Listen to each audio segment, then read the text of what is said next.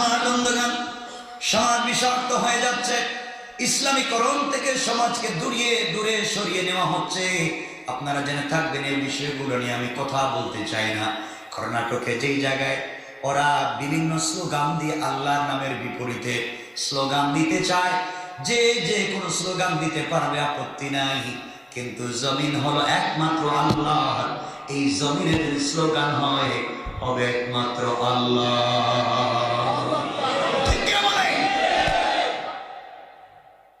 আমার বন্ধুগণ, আপনি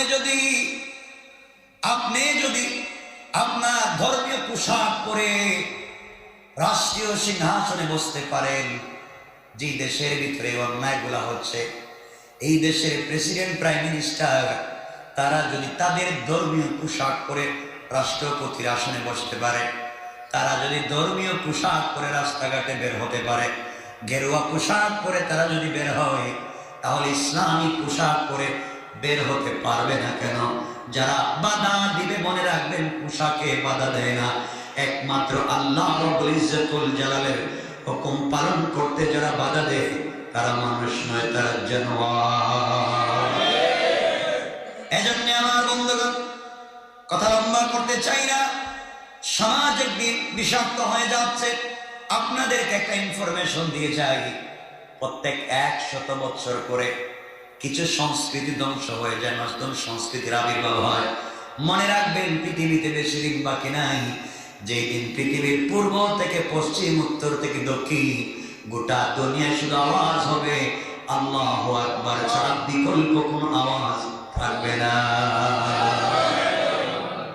এজন্য আমার বন্ধুগণ, উগ্র হওয়া যাবে না, সন্ত্রাসী করা যাবে না, জঙ্গিবাদে লিপ্ত হওয়া যাবে না, হারাম কাজ করা যাবে না, সন্তানদেরকে মাদকের সঙ্গে জড়িয়ে দেওয়া যাবে না, রাষ্ট্রের অবকাঠামোর বিরুদ্ধে বক্তৃতা করা যাবে না, কথা বলা যাবে না। মনে রাখবেন, সব সময় কত সরকার আসবে আর যাবে, পৃথিবীতে কত চেঞ্জ হবে, কিন্তু তোমার স্বাধীন রাষ্ট্রে তোমাকে থাকতে হবে। এই জন্য যারা যত কৌশলে রাষ্ট্রের অবকাঠামোর বিরুদ্ধে আঘাত করবে, যারা মাতৃভাষার প্রেমী, তারা কোনদিন ছাড় দিবে না। এই জন্য আমার বন্ধুগণ, যুগে যুগে যারা আল্লাহর তাকবীরের বিরোধিতা করেছে, আল্লাহর হুকুমের বিরোধিতা করেছে, আল্লাহ রাব্বুল ইজ্জতুল জালাল যুগে যুগে তাদেরকে ঠিক করেছেন। কোন ঠিক না? আমি যে সূরা পড়েছি সেটা তেলাওয়াত করে যাব। আল্লাহ রাব্বুল ইজ্জতুল জালাল বলেছেন, আলাম তারা কাইফা ফাআলা রাব্বুকা বিআসহাবিল ফিল। নবীজিকে বলছেন, আপনি কি দেখেননি আপনার পালনকর্তা হস্তি বাহিনীর সাথে কিরূপ ব্যবহার করেছেন? অর্থাৎ হস্তি বাহিনীর সাথে আল্লাহ রাব্বুল ইজ্জতুল জালাল কি ব্যবহার করেছেন, নবীজিকে বলছেন, আপনি কি দেখেননি? নবীজি কি তখন ছিলেন না, জন্মগ্রহণ করেন নাই, তিনি কেমনে দেখবেন?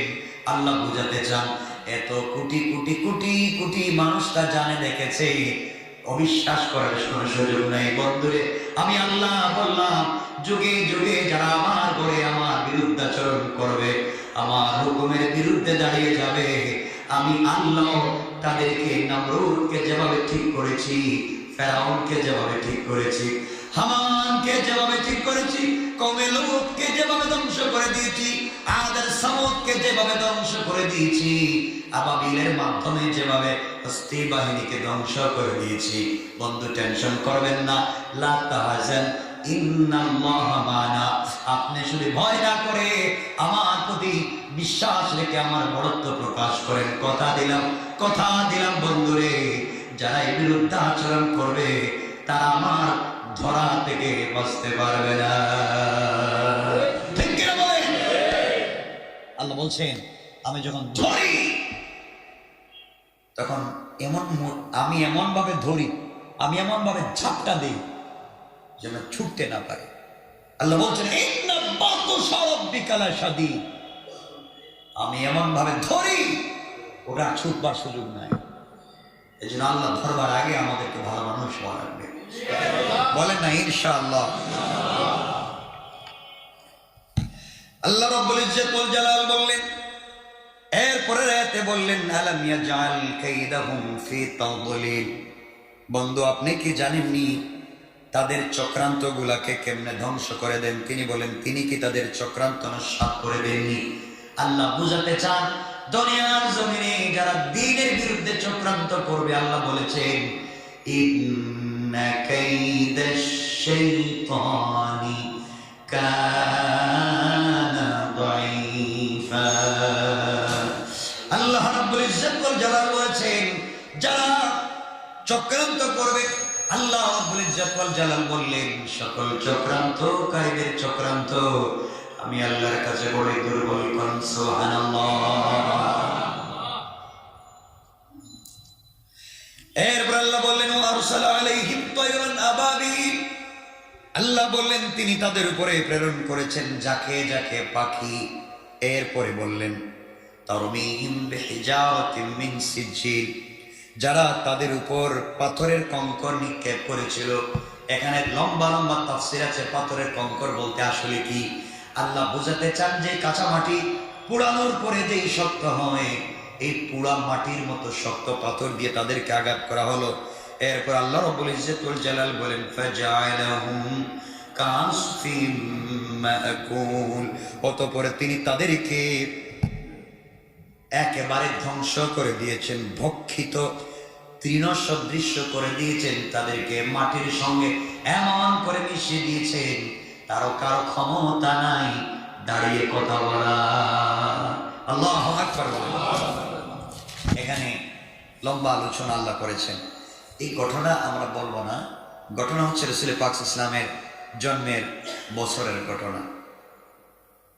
জন্মের বছর মক্কা মুকাররমায় রাসূল পাক সাল্লাল্লাহু আলাইহি ওয়াসাল্লামের জন্মের বছর এই হস্তি বাহিনীর ঘটনা সংঘটিত হয়েছিল। ইবনে কাসির এখানে লম্বা আলোচনা করেছেন, রাসূলের মুআজিজা বলেছেন।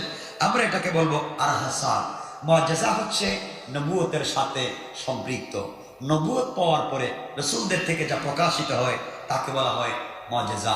যেহেতু রাসূল পাক ইসলাম তখনও আসেননি, জন্ম হয়নি, 40 বছর পরে নবুয়ত পাবেন, এর মধ্যেই ঘটনাগুলো ঘটে গেছে।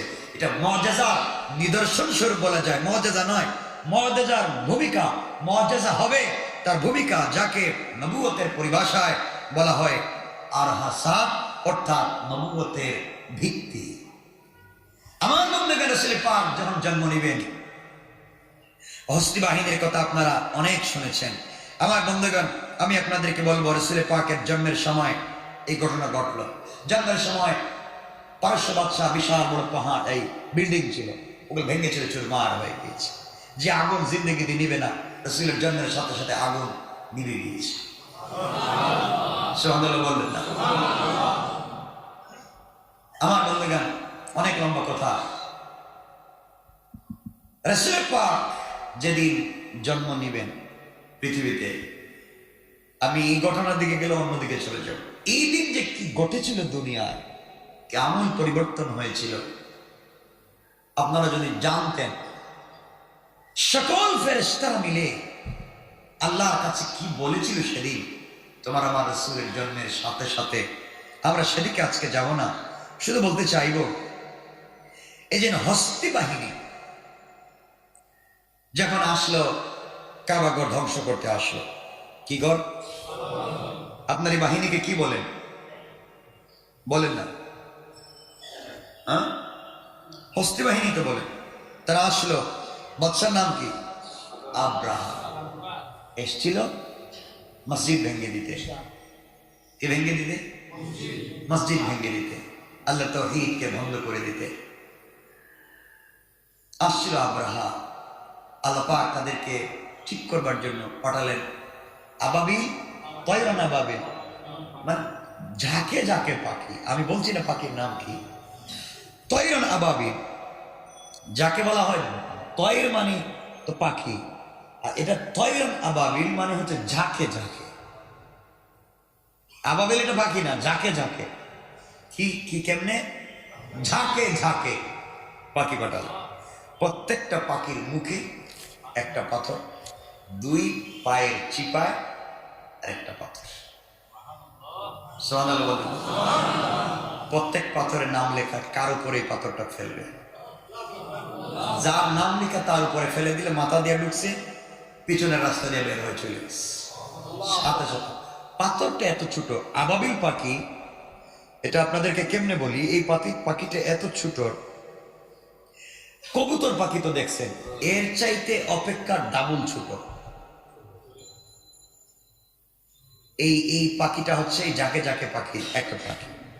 আমার বন্ধুগণ, এই পাখি পৃথিবীতে আর দেখা যায় না। এই পাথর এত বিষাক্ত ছিল, যেখানে পড়ছে এটা অস্তিত্ব শেষ হয়ে গেছে। আচ্ছা, যে আল্লাহ পাথর দিয়েছিলেন, আল্লাহ মনে এখন নাই, বিশ্বাস তেমন নাই, কথা বলেন। আচ্ছা, আল্লাহ শুধু অপেক্ষা করতেছেন একজন ইমানদারের দরকার। সমাজকে পরিশুদ্ধ করতে হলে আল্লাহ সাদ্দাতকে, এই নমরুদকে ঠিক করতে পেরেছেন না? পারেননি? হামানকে ঠিক করেন নাই? ফেরাউনের বন্ধু কে ছিল? কথা বলেন। হামান। এই জন্য বন্ধু নির্বাচন করতে খুব চিন্তা করে বন্ধু নির্বাচন করবেন। ফেরাউন অনেকবার ইসলাম ধর্ম কবুল করতে চাইছিল, এটা তো বলছি আমি, অনেকবার ফেরাউন ইসলাম কবুল করতে চাইছিল। কারণ আল্লাহ বলছিলেন মুসা তাকে বলে দেও, সে যদি সারা জীবন বাঁচতে চায় সুযোগ আছে, সারা জীবন বাঁচতে পারবে, সারা জীবন ক্ষমতা থাকবে, সারা জীবন অসুস্থ হবে না, সে যেদিন চাইবে সেদিন সে মরবে, সব দেওয়া হবে। ফেরাউন বলছিল ওকে, কি ওকে, আমাকে আজকে রাত্রে ভাবতে দেন, কালকে আমি কালিমা পড়বো। মুসা ইসলাম বলছিলেন ফেরাউন এক কাজ করো, যার সাথে মন চায় তার সাথে পরামর্শ করো, চাইলে আসিয়ার সাথে পরামর্শ করবো, যার সাথে মন চায়। তোমার বন্ধু যে হামান, এর কাছে যাইও না। কে কথা দিলাম, ওরে আমি বিশ্বাস করি, আমি ওর কাছে যাব না, ওর পরামর্শ দিব না। মুসা ইসলাম তো শান্তিতে ঘুমাচ্ছেন। যাক, ফেরাউন একটা কথা শুনছে, কালকে হামানের কাছে যাবে না। ফেরাউন ঘুম থেকে উঠে কোনো কথা নাই, ডাইরেক্ট হামানের কাছে গেছে, বলছে দোস্ত, মুসা তো এটা বলছে, আমারও মন চায় কালিমা পড়তে, কি বলোস? আমি আসতেছি 1 মিনিট। এই বলে হামান ঘরের ভিতরে গিয়া নাঙ্গা তরবারি নিয়ে আসছে, আইনে ফেরাউনের সামনে দিয়া বলে দোস্ত, সারা জীবন ছিল তুই আমার দোস্ত, সারা জীবন ছিল তুই আমার খুদা, আজকে তুমি বান্দা হয়ে যাবে। আমি বেঁচে থাকতে আমার বন্ধুরই অধপতন দেখতে চাই না, তরবারি দিলাম, তুই আমার আগে মার, এরপরে মুসার কাছে যা। এই কথা শোনার পরে ফেরাউন কয়, অহংকার ঢুকে গেল, দেখছো আমার বন্ধু আমারে কি ভালোবাসে, দোস্ত কথা দিলাম, কোনোদিনও মুসার কাছে যাইতাম না।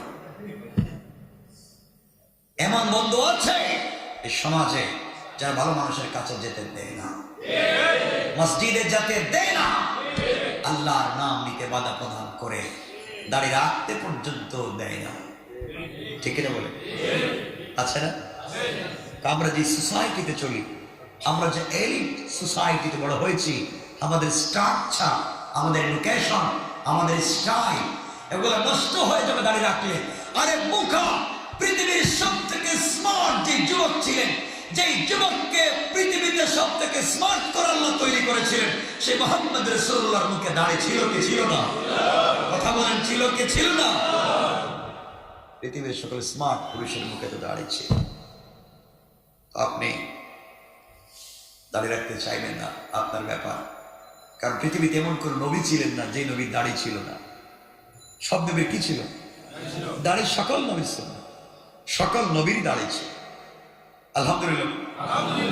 আপনারা এখন দাঁড়িয়ে রাখবার দরকার নাই, যারা রাখেন নাই আপনারা বিয়ের পরে রাখবেন, এই তো। হ্যাঁ, অনেককে জিজ্ঞাসা করি দাঁড়িয়ে রাখছো না কেন, এখন তো দাঁড়িয়ে রাখলে ভালো মেয়ে বিয়ে করতে পারবে। আরে দাড়ি কাটলে কি আপনি ভালো মেয়ে পাবেন বলছে কেন? বলছে কি আপনি? এজন্য আমরা দাঁড়িয়ে রাখবো। সবাই বললেন না কেন? সবাই বলেন ইনশাআল্লাহ। আপনি যে আগামীকালকে দাঁড়িয়ে রাখবেন বলছেন, মসজিদ থেকে বাইরে যেরও তো গ্যারান্টি নেই, আজরে থাপ্পড় দিতে পারে না, পারে না? এজন্য আমরা কার পথে চলবো? সবাই বলেন কার, আওয়াজ করে বলেন কার। আমি লম্বা করতে চাই না, আলোচনা অনেক লম্বা। আমি শুধু আপনাদেরকে একটা আমল বলে আলোচনাটা সংক্ষেপ করে দিতে চাই। এই আমলটা আপনারা করবেন ইনশাআল্লাহ, বলেন। আমলটা হচ্ছে 5 শর্ত মেনে একটা আমল। কয় শর্ত? 5 শর্ত মেনে যদি আপনারা একটা আমল করেন, কানা লাহু বিকুল্লি খুতওয়াতিন কানা লাহু আমালু সানাতিন, প্রত্যেকটা কদমে পাবেন 1 বছরের সওয়াব। আসতে বললেন 1 বছর নফল নামাজের সওয়াব, 1 বছর নফল রোজার সওয়াব, 1 বছর নফল সাদাকার সওয়াব, 1 বছর তাহাজ্জুদের সওয়াব, একটা কদমে 1 বছরের সওয়াব। সুবহানাল্লাহ বলেন। হযরতে সাহাবায়ে কেরামের মধ্য থেকে অনেক সাহাবায়ে কেরাম বলেন, মুহাদ্দিসিনে কেরাম বলেন, পৃথিবীতে যত হাদিস বর্ণিত হয়েছে ফজিলতের এবং সওয়াবের, এই হাদিসের মতো এত ফজিলতের কোনো হাদিসই নেই। একজন বিশিষ্ট তাবেঈ, বিখ্যাত তাবেঈ সাঈদ ইবনে আল মুসাইয়িব, তিনি বলেন, আমি সারা রাত তাহাজ্জুদ পড়ার চাইতে, সারা বছর নফল ইবাদতের চাইতে আমি এই আমলকে আরো বেশি গুরুত্বপূর্ণ মনে করি। সুবহানাল্লাহ বলেন। কানা লাহু আমালু সানাতিন কানা লাহু বিকুল্লি খুতওয়াতিন, প্রত্যেকটা কদমে 1 বছরের সওয়াব। এই কদমটা কি? জুমার দিন যারা মসজিদে আসে, কেমনে 5টা কাজ করে যারা মসজিদে আসে, তারা প্রত্যেকটা কদমে 1 বছরের সওয়াব। আপনার গাড়ি থেকে নেমেই তো মসজিদ ঢুকেছেন, হাঁটতে চান না। দেখেন, সংক্ষেপ করে বলে দিই, রাসূল পাক সাল্লাল্লাহু আলাইহি ওয়াসাল্লাম বলছেন, কয়েক মিনিটে হাজার হাজার হাজার হাজার বছরের সওয়াব পাওয়া যায়। সবাই বলেন না কয় ঘন্টায়? কয়েক মিনিটে হাজার হাজার বছরের সওয়াব। রাসূল পাক বলছেন, কয়েক মিনিটে 1000 বছরের নফল ইবাদতের সওয়াব, 1000 বছরের নফল রোজার সওয়াব, 1000 বছরের নফল সাদাকার সওয়াব, 1000 বছরের তাহাজ্জুদের সওয়াব, 1000 বছরের দান খায়রাতের সওয়াব একটা কদমে পাওয়া যায়। কয়েক মিনিটে 5 শর্ত পূরণ করে যদি কাজ করা যায়, প্রতি কদমে 1 বছরের সওয়াব। কাজটা কি? যারা জুমার দিন জুমার নামাজে আসে মসজিদে, 5টা কাজ করে। জুমার নামাজে আসে, শর্ত 5টা, কাজ একটা। কাজ কি? কাজটা কি? জুমার নামাজ। কাজটা কি? জুমার নামাজ। কাজটা জুমার নামাজ। 5টা শর্তের একটা হলো, 1 নাম্বার, জুমাবারে গোসল করা। সহজ, আপনারা করেন, কিন্তু আপনাদেরকে সহজ করে দিই। জুমাবারে যত কষ্টই হোক, গরম পানি দিয়ে হলো, জুমাবারে 1 নম্বর, আগে আগে মসজিদে আসা। 1 নম্বর, যারা জুমাবারে গোসল করবে জুমা উপলক্ষে। 2 নম্বর, যারা আগে আগে মসজিদে আসবে। 3 নম্বর, যারা পায়ে হেঁটে মসজিদে আসবে। 4 নম্বর, যারা এসে ইমামের কাছাকাছি বসবে, খতিবের কাছাকাছি বসবে, এক কথায় মসজিদের সামনে বসবে, একবারে সামনের কাতারে বসবে। কয়টা বলছি? 5 নাম্বার, যারা কোনো কথাবার্তা না বলে মনোযোগ দিয়ে খতিবের খুতবা শুনবে। এই 5 কাজ, 1 নাম্বার গোসল করা, 2 নাম্বার আগে আগে মসজিদে আসা, 3 নাম্বার পায়ে হেঁটে আসা, 4 নাম্বার খতিবের কাছাকাছি ইমামের কাছাকাছি বসা, 5 নাম্বার মনোযোগ দিয়ে কথাবার্তা না বলে খুতবা শোনা। এই 5 কাজ যারা করে মসজিদে থাকবে, তাদের প্রত্যেকটা কদমে 1 বছরের সওয়াব হবে। 1 বছরের সওয়াব। এটা কিন্তু ভুলভাল হাদিস বলতেছি না, সুননের হাদিস না, ডাইরেক্ট সহিহ হাদিস। 8-9টা কিতাবে হাদিসটা এসছে, 17-18 জন রাওয়ী বর্ণনা করেছেন। সকল মুহাদ্দিসিনে কেরাম বলছেন, এই হাদিস যখন রাসূল বলেন তখন এতটুকু মুচকি হাসছেন যে তার মুখের সামনের দাঁত এতটুকু বের হয়েছে, গালে টুল পড়েছে, এখানে ঘাম জমেছে, ঠোঁটটা লাবণ্যময় হয়েছে, নাকের সামনটা ঘেমে গিয়েছে। সাহাবায়ে কেরাম হাত উঠে বলছেন, আল্লাহ রাসূলের এই কথা তো আমরা মানি, অবশ্যই আমাদের বিশ্বাস প্রত্যেকটা জুমাবারে আমরা কয়েক হাজার বছরের সওয়াব পাই। সুবহানাল্লাহ।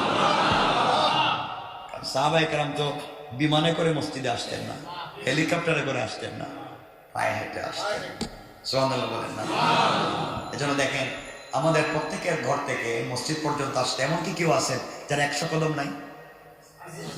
100 কদম ছাড়া তো আসতে পারতেছেন না, কমপক্ষে 100 কদম।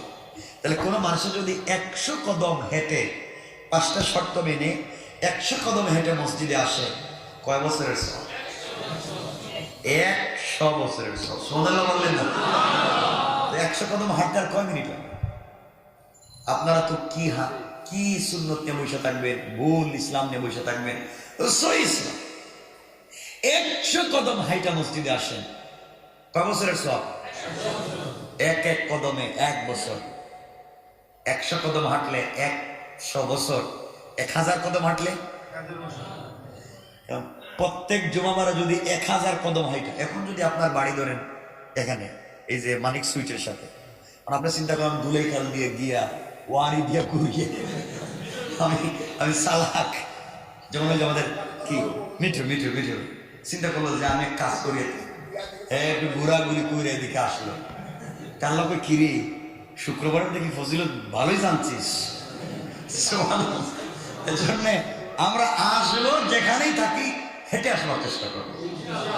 রাসূল পাক বলেন, আমিও তখন বলি কথাটা যখন মনে করে দিলাম,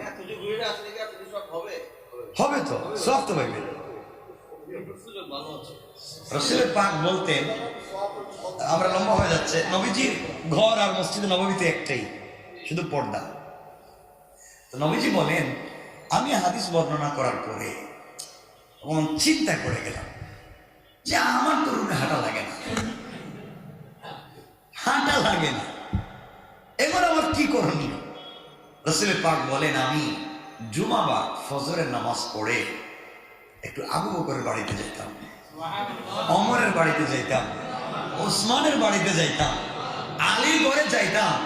আর আলী যখন বেলাল যখন আযান দেওয়ার উদ্দেশ্য করত, এর আগে আমি হাইটা এতটুকু কদম দিতাম যেন একটা কদম দিলে যেখানে 3 কদম যায়, মানে এতটুকু ফাঁক রাইকা, মানে আমি এক কদমে আগে হাঁটলে যতটুকু যাইতো আমি এটা 3 কদম দিতাম। কি বুঝলেন? রাসূল সওয়াব কতটুকু চিন্তা করতেন। সুবহানাল্লাহ বলেন। রাসূল পাক বলতেন, আমিও চিন্তা করতাম মোটামুটি প্রত্যেক জুমায় যেন আমার 1000 কদম হাঁটা হয়।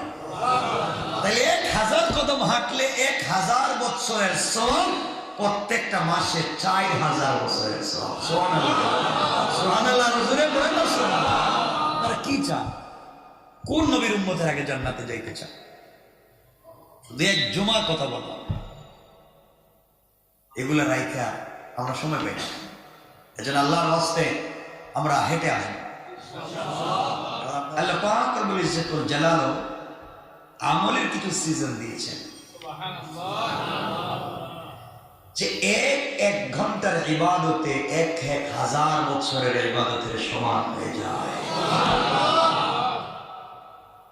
এমন সময় দিয়ে থাকেন যে এক রাত্রের 1 মিনিটের ইবাদত 83 থেকে 100 বছরের ইবাদতের সমান হয়ে যায়।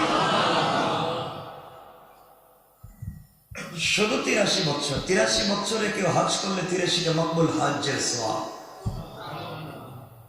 এত সওয়াবের সিজন। আমলের মাস হচ্ছে সামনের যে মাসগুলো আসছে, এই মাসগুলো পড়েন সুবহানাল্লাহ। রমজান আমাদের কাছে সমাগত, আমাদের দরজায় নক করছে। দেখবেন যখন কোথাও প্রোগ্রাম হয়, বিশাল প্রোগ্রাম হয়, 1 বছর আগ থেকে প্রোগ্রামের আয়োজন তৈরি হয়, করা হচ্ছে, এটা হবে ওইটা হবে। যখন কাছাকাছি চলে আসে, রাত দিন ঘুম ছাড়া কাজ, আগামীকালই তো প্রোগ্রামের দিন আসলে দেখবেন এলাকায় গরু জবাই হচ্ছে, ছাগল জবাই হচ্ছে, সবার বাড়িতে আনন্দ হচ্ছে, নতুন মেহমান আসতেছে, ভালো মন্দ খাবার হচ্ছে। সব ঠিক বললাম না? আমাদের সামনে রমজান সমাগত, যে রমজানে আল্লাহ পাক জাহান্নামের দরজা বন্ধ করে দেন,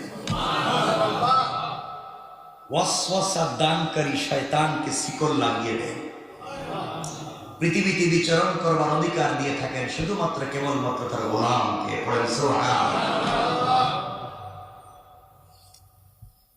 আল্লাহ বলছেন, আমি প্রত্যেকটা রমজানের ইফতারের সময় যখন গোলাম ইফতার সামনে নিয়ে বসে থাকে, তখন আমি আল্লাহ পুরা বৎসরে যত মানুষকে মাফ করি, ইফতার সামনে নিয়ে যখন বসে থাকে এই সময় তার চাইতে ডাবল মানুষকে মাফ করি।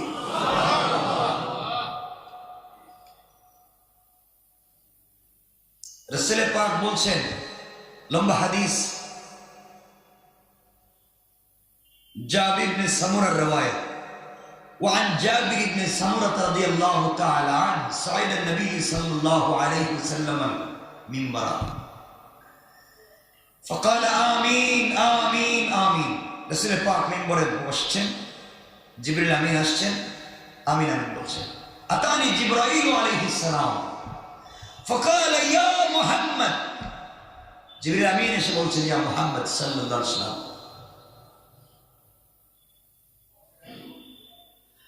من أدرك أحد أبويه فمات فلم يغفر له فأبعده الله قل آمين فقلت آمين। يا رسول الله,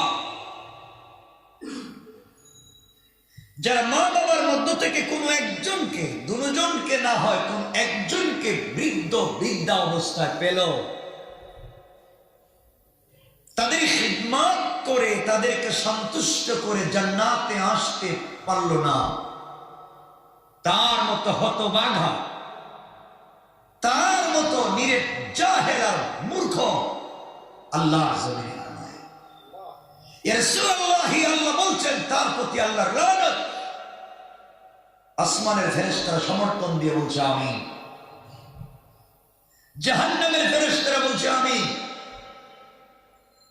আমি জিবরাইল বলছি আমিন। আল্লাহর কথায় সমর্থন দিলাম। জানতে চাই যে মা বাপকে পাওয়ার পরেও জান্নাত খরিদ করতে পারল না, আপনি কি আল্লাহর এই কথার প্রতি সমর্থন দেন? রাসূল তিনি বললেন আমিন। আমিও সমর্থন দিলাম, মা বাপকে পাওয়ার পরেও যারা জান্নাত পেল না তাদের মতো হতভাগা, তাদের মতো নিরেট জাহেল আর নয়। হযরতে তাবরানির রওয়ায়াত, দারাকুতনিতে সুনান হাদিস, বুখারীতে সহিহ রওয়ায়াত, রাবি হযরতে আবু হুরায়রা রাদিয়াল্লাহু তাআলা রাসূল পাক বলছেন, রাগিমান ফুহু থুম্মা রাগিমান ফুহু থুম্মা রাগিমান ফুহু, তার নাকের মাথা ধুলায় দূষিত হয়ে যায় ওই লোক যে মা বাপকে পাওয়ার পরে জান্নাতে যেতে পারল না। এর কারণ হলো আল্লাহ বলছেন পৃথিবীতে শুধুমাত্র কেবলমাত্র আমি আল্লাহ নির্ধারণ করে দিয়েছি সন্তান পৃথিবীতে দিব, মাধ্যম দিয়েছিলাম মা বাপকে।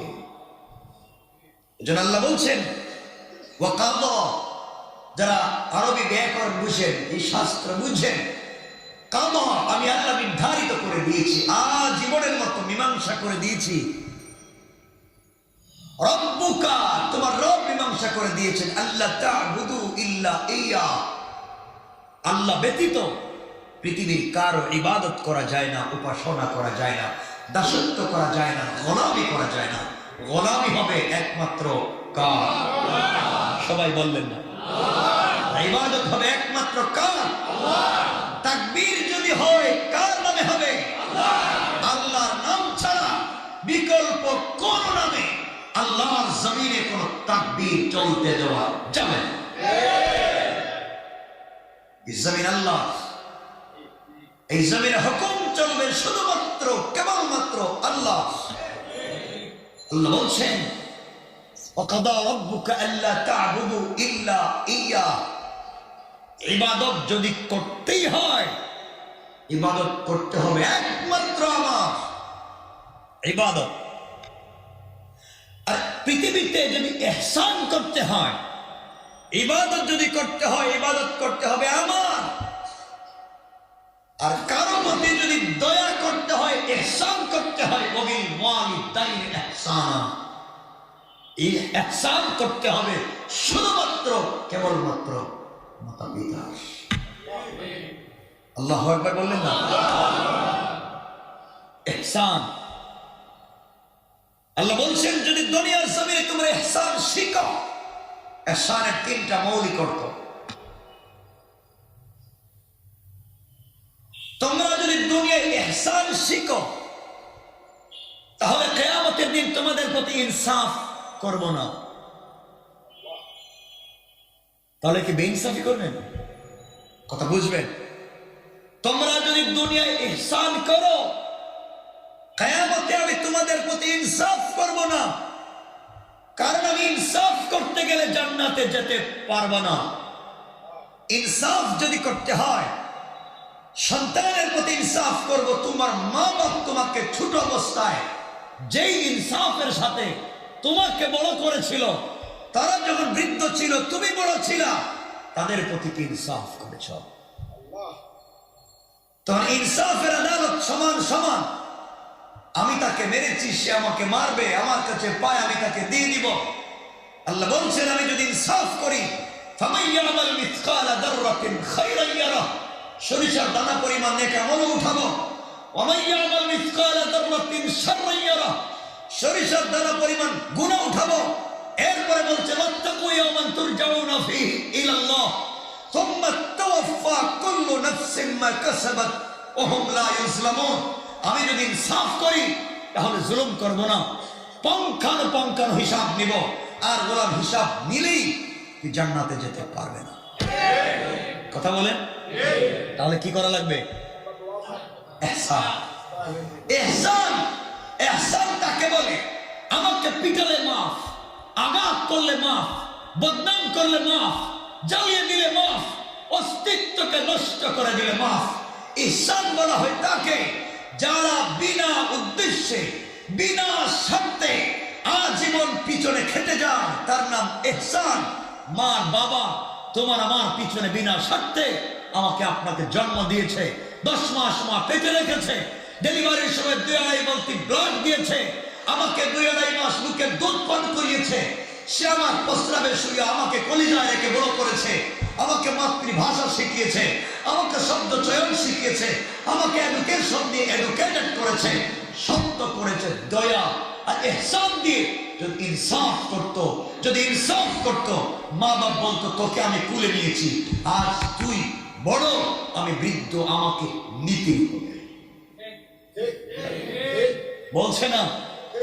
বলছে না এই কথা? আল্লাহ বলছেন তোমরাও যদি ইহসান দুনিয়া বুঝো, আমিও কথা দিলাম কিয়ামতের দিন বিচার নিয়ে বিভ্রান্ত করব না, আমিও তোমাদেরকে আমার দয়া দিয়ে জান্নাত দিয়ে দেব। মানে রাখবেন, কোন পয়গম্বর, পৃথিবীর কোন সৃষ্টি আল্লাহর দয়া ছাড়া জান্নাতে যাওয়ার কোন রাস্তা নাই। এজন্য আপনাদের কাছে আমরা বলবো, কিয়ামতের দিন আল্লাহর কাছে বলবো না আল্লাহ ইনসাফ চাই, আল্লাহ ইনসাফ চাই না, তোমার কাছে দয়া চাই, দয়া। ইনসাফ যদি চান কেউ জান্নাতে যেতে পারবে না। জীবনে কত জায়গায় কত কিছু করছেন, হিসাব করে দেখেন। সব তো এই বয়সে ভালো হয়ে গেছি, এর আগের বয়সে কি ছিলাম একটু হিসাব করেন। হিসাব করে 24টা ঘন্টায় কতক্ষণ রবের নাম নেন, হিসাব করেন। কদম ফেলবার আগে চিন্তা করেন কার জমিনে কদম ফেলতেছে। আপনার হিসাব দিয়ে জান্নাতে যাবেন। আল্লাহ যদি বলে গোলাম বল, তোকে যে আমি অক্সিজেন দিয়েছিলাম হাজার হাজার হাজার হাজার বোতল অক্সিজেন, 80 বছরে ব্যয় করলে 1 বোতলের হিসাব দে, হিসাব দাও। তুমি একটা প্রোগ্রামে 100 বোতল পানি নিয়ে তোমার পকেটের 10,000 1 লাখ টাকা নাই, আমি যে কোটি কোটি কোটি কোটি লিটার নির্ভেজাল পানি তোমাকে পান করাইছি, হিসাব দাও। বলেন পারবেন? পারবেন? কিসের হিসাব দেবেন? কিসের ইনসাফ হবে? এজন্য আমরা চাইবো আল্লাহর কাছে দয়া। কি চাইবো? সবাই বলেন। রাসূল পাক বলছেন, আমি মা বাপকে পাওয়ার পরে জান্নাতে যেতে পারবো না। শোনেন, আমি আর আপনি, সহিহ হাদিস সুনান ইবনে মাজাহ, রাসূল পাক বলছেন, আপনি আমি যদি হজ্জে যাই, গেলাম 5 লাখ টাকা খরচ করে, হজ কবুল হবে কিনা কোনো গ্যারান্টি আছে? আছে? নাও তো হতে পারে, কারণ হজ্জের আহকাম আর রুকুনগুলো আমরা জানি না। হজ্জের মাসআলা সম্পর্কে আমরা বেখবর। আমরা ওখানে গিয়েও দুনিয়ার আলাপ করি। দেখবেন একজন আসছে আমেরিকা থেকে, আপনি গেছেন বাংলাদেশ থেকে, ওখানে দেখা হয়েছে, এখানে বলতেছেন আপনার মেয়ে আছে, আমার ছেলে আছে, দেখা হয়ে গেল, একটা বিয়ের তারিখ ঠিক করে ফেলি, পছন্দ হয়ে গেল, এগুলো করে আমার জানা মতো করে। হারাম, হারাম। আপনি হজ যে এলাকায় করতে হয়, এই এলাকায় দুনিয়ার এমন সিদ্ধান্ত হারাম। হজ্জের মৌসুমে, হজ্জের নিয়তে ঘর থেকে বের হওয়ার পরে আপনি তো গিয়েছেন মাথা খুলে পা খুলে আল্লাহর কদমে যাওয়ার জন্য, দুনিয়ার চিন্তাটা আসে কেন?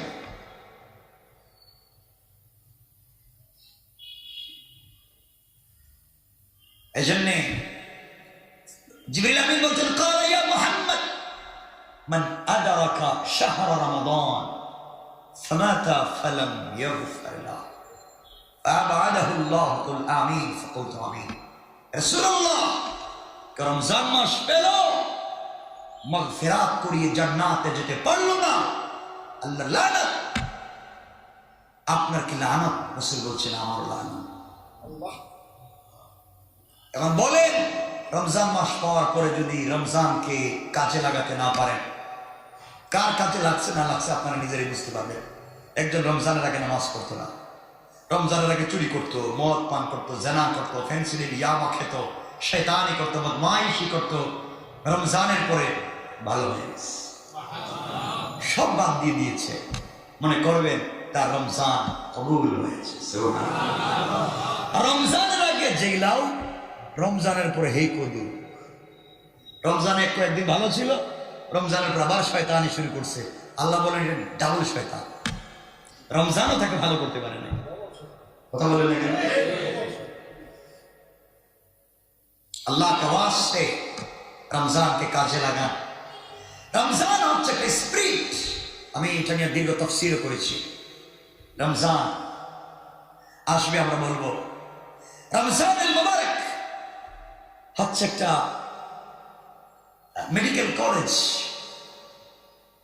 রমজান আসছে, আপনার টোটাল বডির পার্টস গুলাকে পরীক্ষা করবার জন্য 1 মাস নিয়ত করে আপনি মেডিকেলে ভর্তি হয়ে যান। প্রত্যেকটা পার্টসের রোগগুলাকে দূর করে সজীব হয়ে যান, কারণ আপনি রব বলে দিয়েছে 1 মাস তুমি আমার কথা শোনো। শোনো গোলাম, আমি বলছি সূর্য উদয়ের আগে খাওয়া বন্ধ।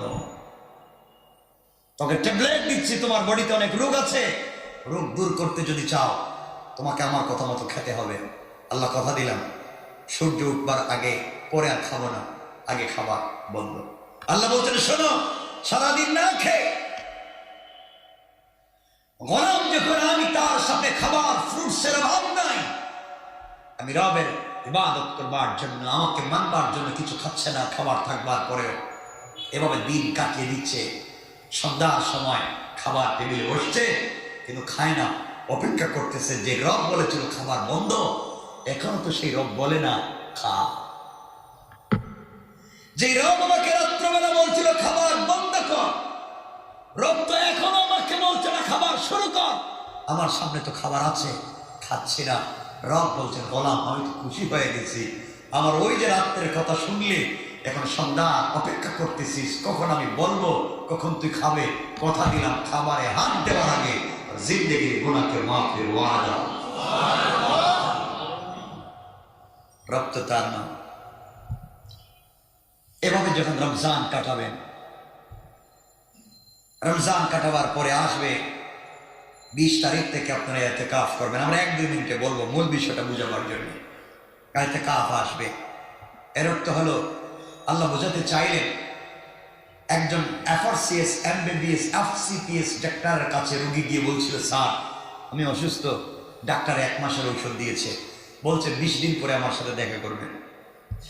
20 দিন পরে ডাক্তারের কাছে গিয়ে রোগী বলছে, স্যার ঔষধ তো খাইছে, পুরোপুরি ভালো হয়নি।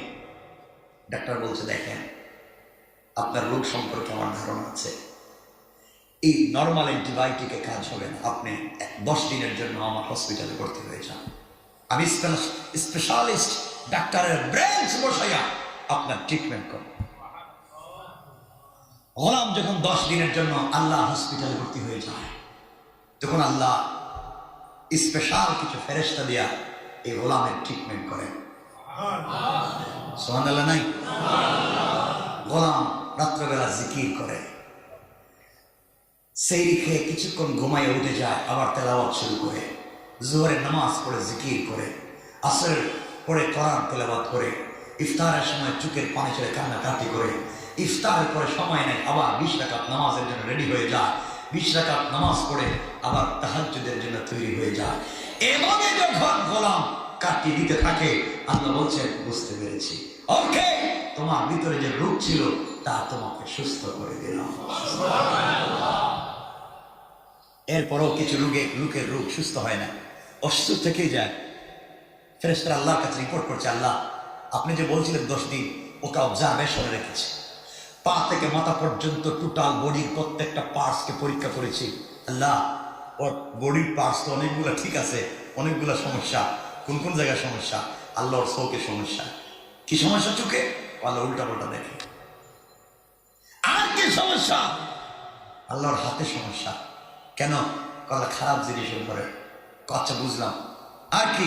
আল্লাহর মূল সমস্যা হচ্ছে ওর তাকওয়া হাহুনা, এই দিলের যে তাকওয়া ওই জায়গায় একটু পছন্দ রয়েছে। কি করা লাগবে? আল্লাহ একটু যদি অপারেশন করে যায় সুস্থ হয়ে যাবে। আল্লাহ বলতেন, শোনো, এই অপারেশন করবার জন্য সাধারণ কোন ডাক্তার MBBS FRCS কে পাঠাবো না, আমি আল্লাহ আমার একমাত্র রহমতের ফেরেশতা জিবরিল আমিনের মাধ্যমে একদল ডাক্তারকে, স্পেশালিস্টকে পাঠিয়ে দেব। এক রাত্রে, যে রাত্রে আমি আল্লাহ গোলামের সাথে কথা বলি লাইলাতুল কদর, ওই রাত্রে যাবে তানাজ্জালুল মালায়েকা ওয়ার রূহু ফিহা, সবাই যাবে জিবরিল আমিনের মাধ্যমে, ওরা ট্রিটমেন্ট করবে, সুস্থতা আমি আল্লাহ দিব। একদিনের ট্রিটমেন্টে 83 বছর সুস্থ করে দিলাম। একদিনের ট্রিটমেন্ট 83 বছর সুস্থ।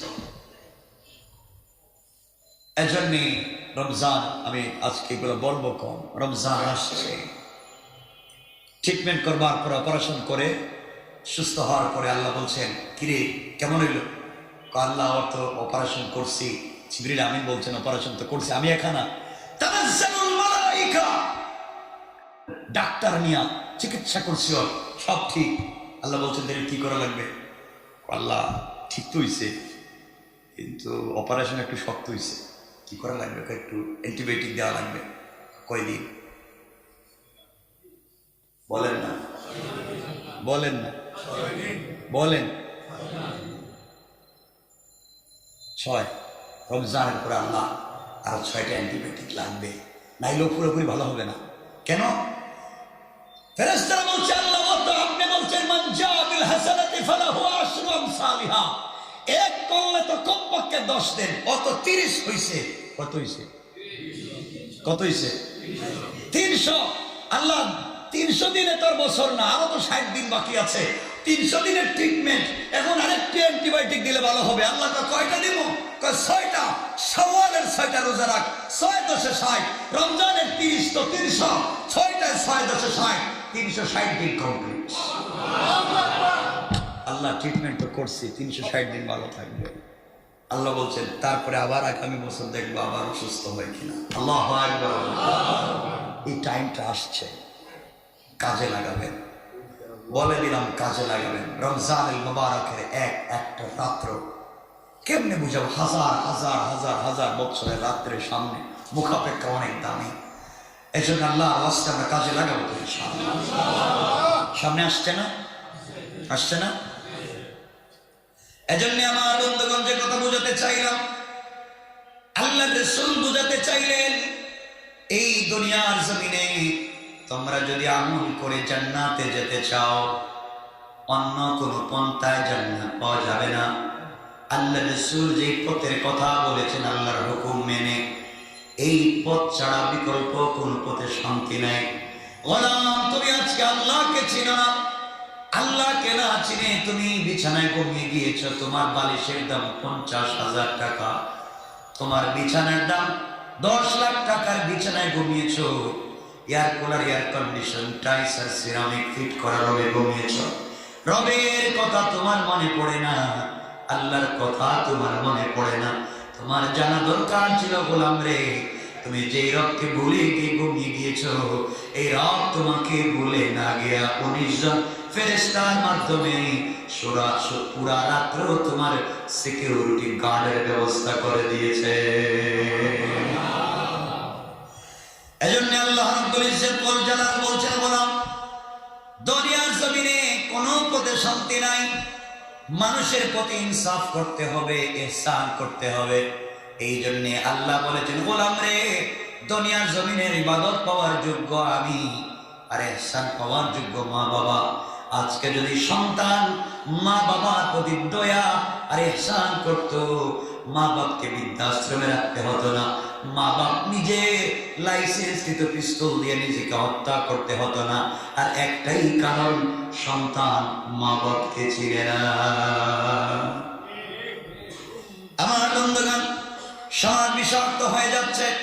ইসলামীকরণ থেকে সমাজকে দূরে সরিয়ে নেওয়া হচ্ছে। আপনারা জেনে থাকবেন, এই বিষয়গুলো নিয়ে আমি কথা বলতে চাই না।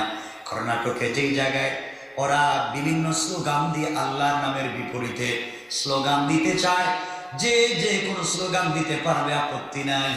কিন্তু জমিন হলো একমাত্র আল্লাহ। এই জমিনে যদি স্লোগান হয়, হবে একমাত্র আল্লাহ।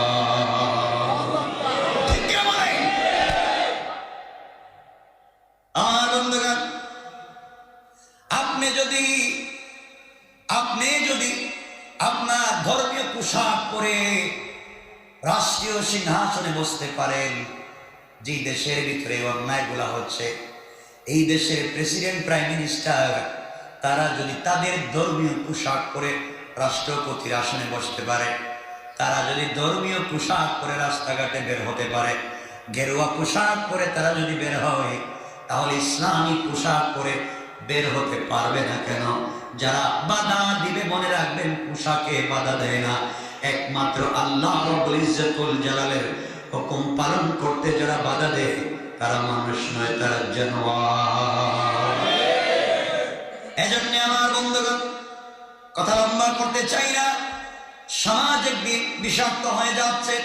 আপনাদেরকে একটা ইনফরমেশন দিয়ে যাই, প্রত্যেক 100 বছর করে কিছু সংস্কৃতি ধ্বংস হয়ে যায়, নতুন সংস্কৃতির আবির্ভাব হয়। মনে রাখবেন, পৃথিবীতে বেশি দিন বাকি নাই, যেই দিন পৃথিবীর পূর্ব থেকে পশ্চিম, উত্তর থেকে দক্ষিণ, গোটা দুনিয়ায় শুধু আওয়াজ হবে আল্লাহু আকবার ছাড়া বিকল্প কোনো আওয়াজ থাকবে না। এজন্য আমার বন্ধুগণ, উগ্র হওয়া যাবে না, সন্ত্রাসী করা যাবে না, জঙ্গিবাদে লিপ্ত হওয়া যাবে না, হারাম কাজ করা যাবে না, সন্তানদেরকে মাদকের সঙ্গে জড়িয়ে দেওয়া যাবে না, রাষ্ট্রের অবকাঠামোর বিরুদ্ধে বক্তৃতা করা যাবে না, কথা বলা যাবে না। মনে রাখবেন, সব সময় কত সরকার আসবে আর যাবে, পৃথিবীতে কত চেঞ্জ হবে, কিন্তু তোমার স্বাধীন রাষ্ট্রে তোমাকে থাকতে হবে। এই জন্য যারা যত কৌশলে রাষ্ট্রের অবকাঠামোর বিরুদ্ধে আঘাত করবে, যারা মাতৃভাষার প্রেমী, তারা কোনদিন ছাড় দিবে না। এই জন্য আমার বন্ধুগণ, যুগে যুগে যারা আল্লাহ তাকবীরের বিরোধিতা করেছে, আল্লাহর হুকুমের বিরোধিতা করেছে, আল্লাহ রাব্বুল ইজ্জত ওয়াল জালাল যুগে যুগে তাদেরকে ঠিক করেছেন। কোন ঠিক কিনা? আমি যে সূরা পড়েছি সেটা তেলাওয়াত করে যাব।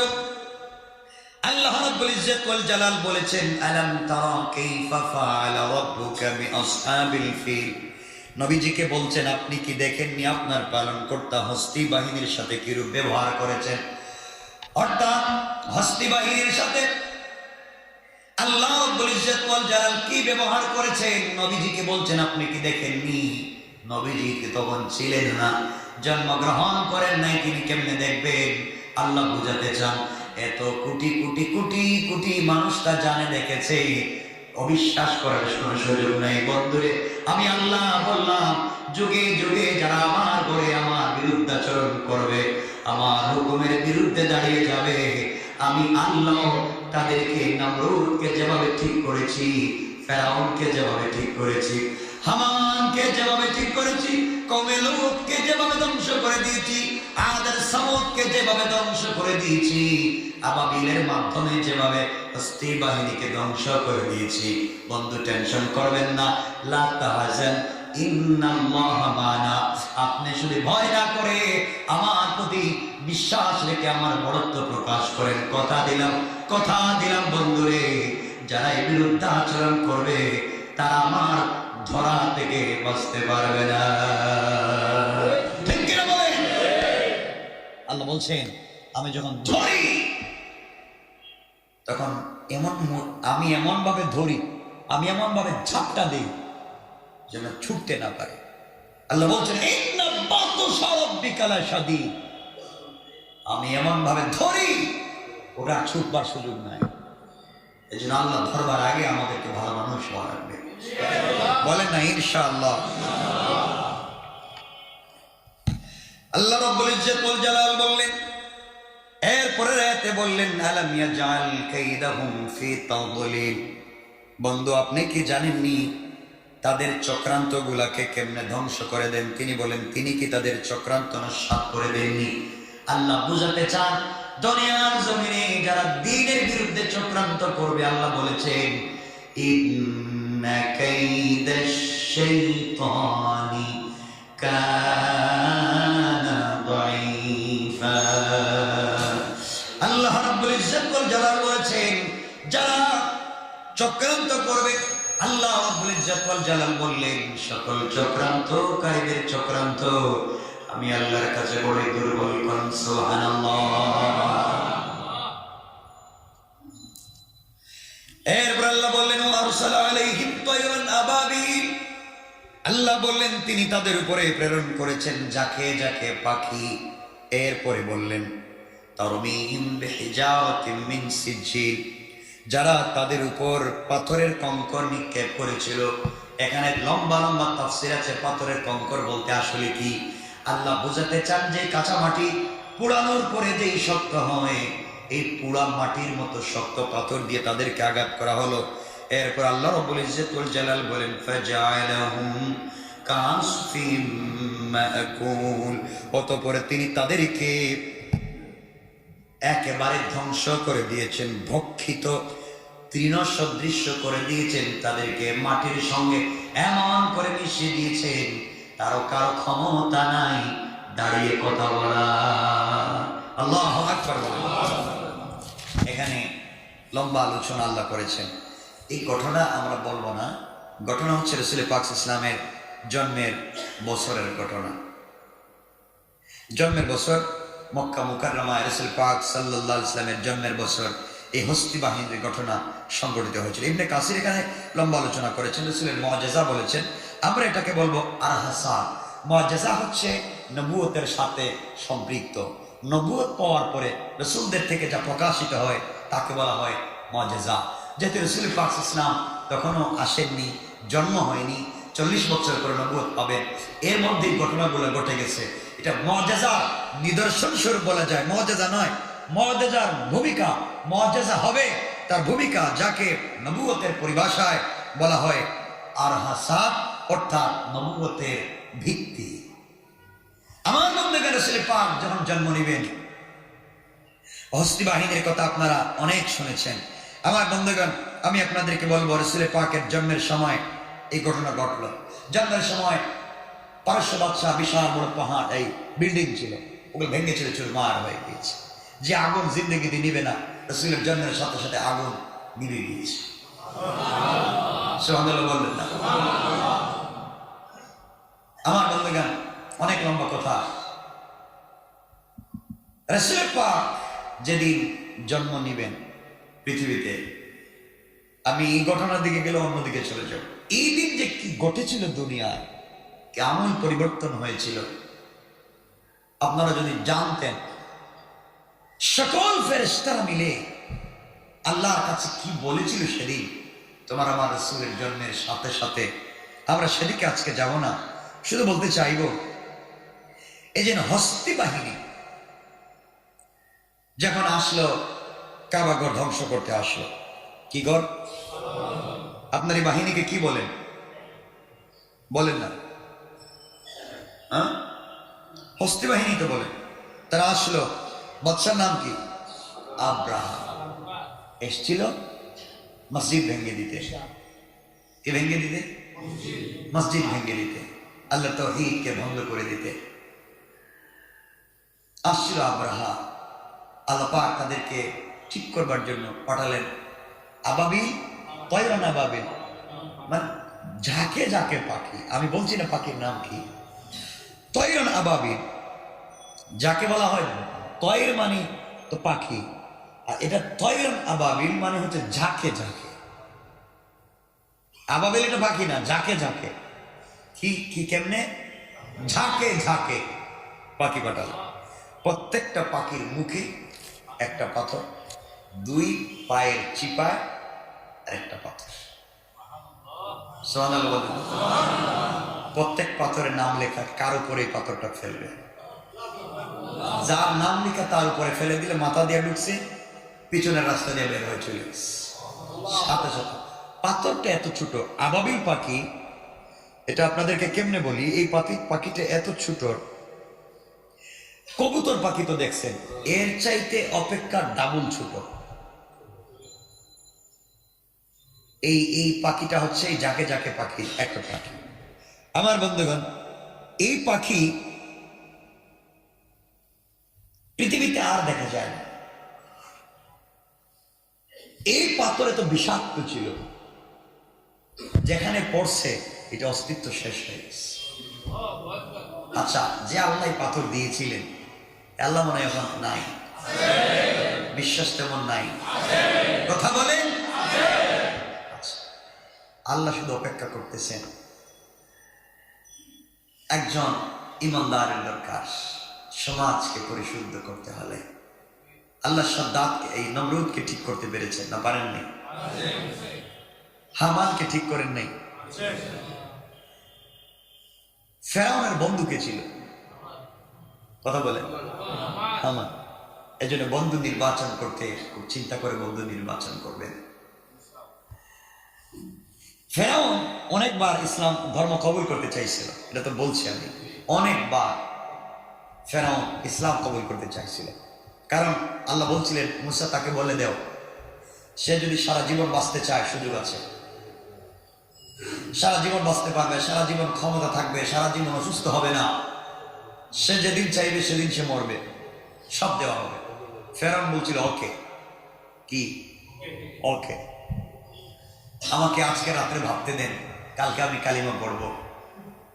মুসা ইসলাম বলছিলেন ফেরাউন এক কাজ করো, যার সাথে মন চায় তার সাথে পরামর্শ করো, চাইলে আসিয়ার সাথে পরামর্শ করবো, যার সাথে মন চায়। তোমার বন্ধু যে হামান, এর কাছে যাইও না। কে কথা দিলাম, ওরে আমি বিশ্বাস করি না, আমি ওর কাছে যাব না, ওর পরামর্শ দিব না। মুসা ইসলাম তো শান্তিতে ঘুমাচ্ছেন। যাক, ফেরাউন একটা কথা শুনছে, কালকে হামানের কাছে যাবে না। ফেরাউন ঘুম থেকে উঠে কোনো কথা নাই, ডাইরেক্ট হামানের কাছে গেছে, বলছে দোস্ত, মুসা তো এটা বলছে, আমারও মন চায় কালিমা পড়তে, কি বলোস? আমি আসতেছি 1 মিনিট। এই বলে হামান ঘরের ভিতরে গিয়া নাঙ্গা তরবারি নিয়ে আসছে, আইনা ফেরাউনের সামনে দিয়া বলে, দোস্ত, সারা জীবন ছিল তুই আমার দোস্ত, সারা জীবন ছিল তুই আমার খুদা, আজকে তুমি বান্দা হয়ে যাবে। আমি বেঁচে থাকতে আমার বন্ধুরই অধপতন দেখতে চাই না, তরবারি দিলাম, তুই আমার আগে মার, এরপরে মুসার কাছে যা। এই কথা শোনার পরে ফেরাউন কয়, অহংকার ঢুকে গেল, দেখছো আমার বন্ধু আমারে কি ভালোবাসে, দোস্ত কথা দিলাম, কোনোদিনও মুসার কাছে যাইতাম না। এমন বন্ধু আছে এই সমাজে, যারা ভালো মানুষের কাছে যেতে দেয় না, মসজিদে যেতে দেয় না, আল্লাহর নাম নিতে বাধা প্রদান করে, দাড়ি রাখতে পর্যন্ত দেয় না। ঠিক না বলে? আছে না? আমরা যে সোসাইটিতে চলি, আমরা যে এলিট সোসাইটিতে বড় হয়েছি, আমাদের স্ট্রাকচার, আমাদের এডুকেশন, আমাদের স্টাইল এগুলো নষ্ট হয়ে যাবে দাঁড়িয়ে রাখলে। আরে মুখা পৃথিবীর সব থেকে স্মার্ট যে যুবক ছিলেন, যেই যুবককে পৃথিবীতে সব থেকে স্মার্ট করে আল্লাহ তৈরি করেছিলেন, সেই মুহাম্মদ রাসূলুল্লাহর মুখে দাড়ি ছিল কি ছিল না? কথা বলেন, ছিল কি ছিল না? পৃথিবীর সকল স্মার্ট পুরুষের মুখে তো দাড়ি ছিল। আপনি দাঁড়িয়ে রাখতে চাইবেন না, আপনার ব্যাপার। কারণ পৃথিবীতে এমন কোন নবী ছিলেন না যে নবীর দাড়ি ছিল না। সব নবীর কি ছিল? দাড়ি। সকল নবীর ছিল, সকল নবীর দাড়ি ছিল। আলহামদুলিল্লাহ। আপনারা এখন দাঁড়িয়ে রাখবার দরকার নেই, যারা রাখেন নাই আপনারা বিয়ের পরে রাখবেন, এই তো। হ্যাঁ, অনেককে জিজ্ঞাসা করি দাঁড়িয়ে রাখছো না কেন? এখন তো দাঁড়িয়ে রাখলে ভালো মেয়ে বিয়ে করতে পারবেন। আরে দাড়ি কাটলে কি আপনি ভালো মেয়ে পাবেন বলছে কেন? বলছে কি আপনার? এজন্য আমরা দাঁড়িয়ে রাখবো। সবাই বললেন না কেন? সবাই বলেন ইনশাআল্লাহ। আপনি যে আগামীকালকে দাঁড়িয়ে রাখবেন বলছেন, মসজিদ থেকে বাইরে যেরও তো গ্যারান্টি নেই, আজরে থাপ্পড় দিতে পারে না, পারে না? এজন্য আমরা কার পথে চলবো? সবাই বলেন কার, আওয়াজ করে বলেন কার। আমি লম্বা করতে চাই না, আলোচনা অনেক লম্বা। আমি শুধু আপনাদেরকে একটা আমল বলে আলোচনাটা সংক্ষেপ করে দিতে চাই। এই আমলটা আপনারা করবেন ইনশাআল্লাহ। বলেন আমলটা হচ্ছে 5 শর্ত মেনে একটা আমল। কয় শর্ত? 5 শর্ত মেনে যদি আপনারা একটা আমল করেন, কানা লাহু বিকুল্লি খুতওয়াতিন কানা লাহু আমালু সানাতিন, প্রত্যেকটা কদমে পাবেন 1 বছরের সওয়াব। আসতে বললেন 1 বছর নফল নামাজের সওয়াব, 1 বছর নফল রোজার সওয়াব, 1 বছর নফল সাদাকার সওয়াব, 1 বছর তাহাজ্জুদের সওয়াব, একটা কদমে 1 বছরের সওয়াব। সুবহানাল্লাহ বলেন। হযরতে সাহাবায়ে কেরামের মধ্য থেকে অনেক সাহাবায়ে কেরাম বলেন, মুহাদ্দিসিনে কেরাম বলেন, পৃথিবীতে যত হাদিস বর্ণিত হয়েছে ফজিলতের এবং সওয়াবের, এই হাদিসের মতো এত ফজিলতের কোনো হাদিসই নেই।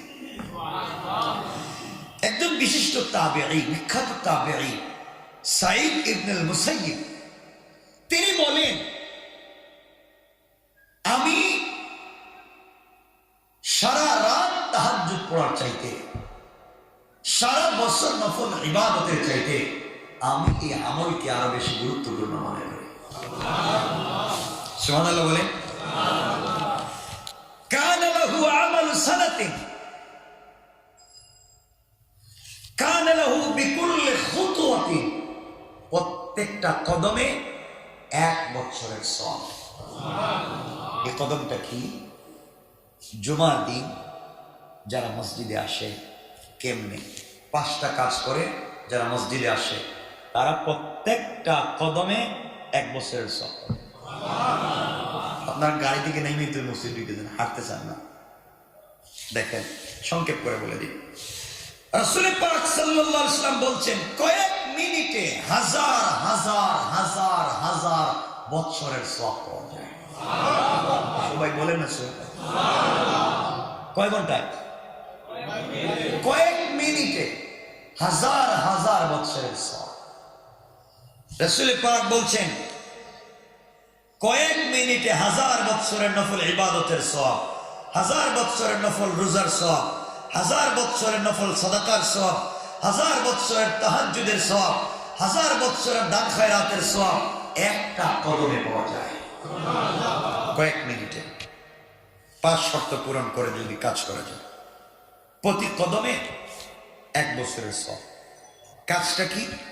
যারা জুমার দিন জুমার নামাজে আসে মসজিদে, 5টা কাজ করে।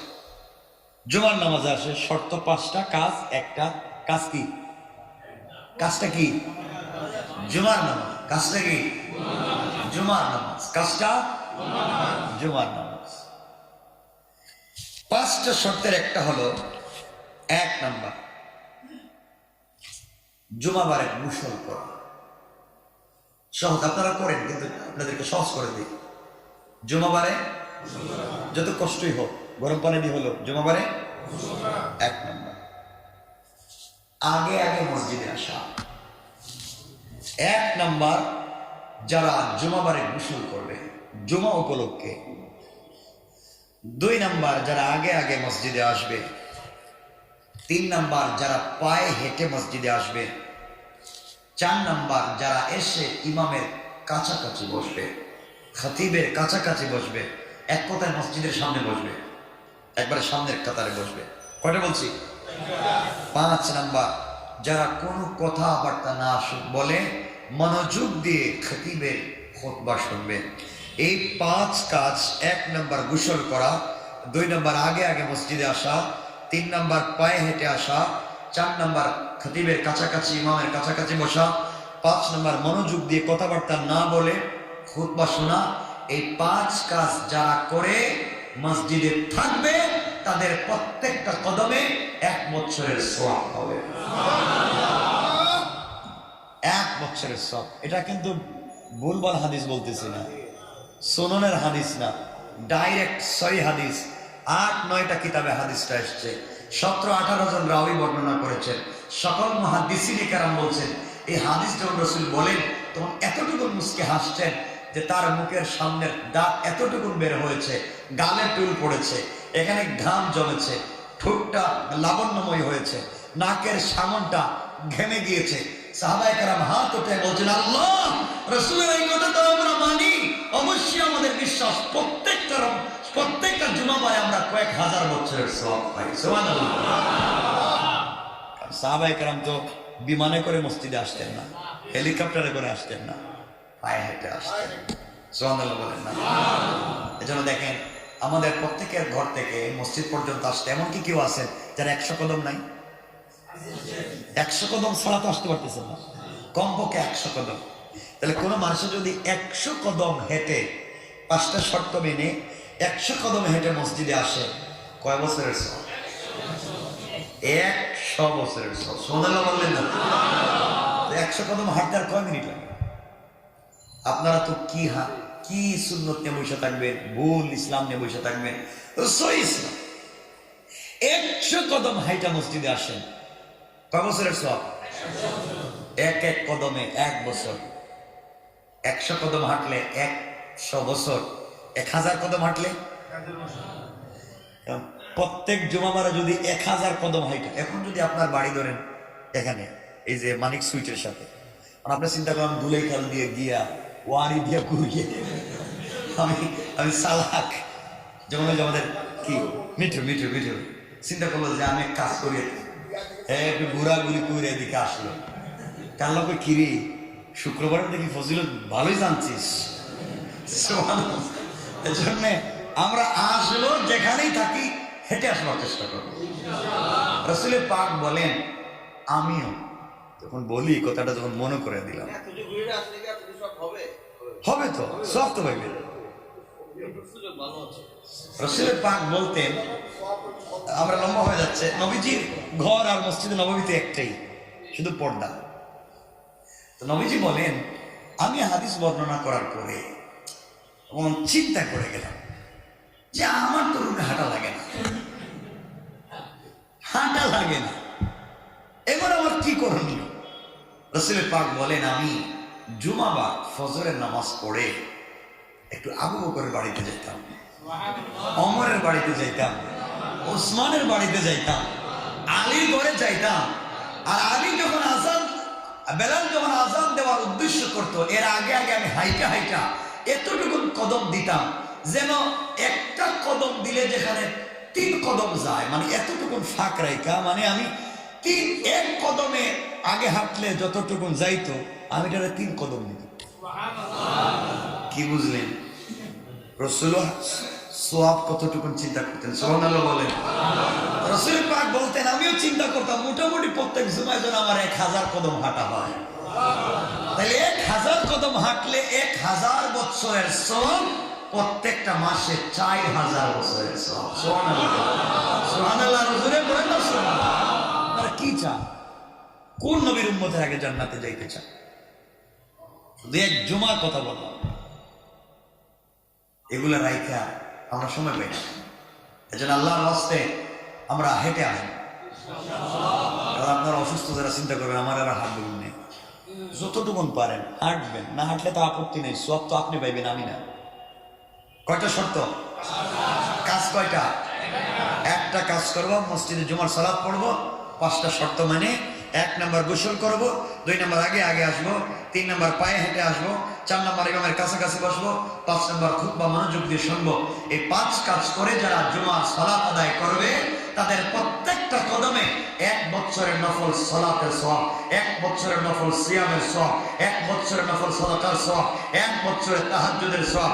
আল্লাহ রাসূল বলছেন 1 বছরে যত ইবাদত করলে যা সওয়াব হয় 1 কদমে তার সওয়াব হবে। সুবহানাল্লাহ।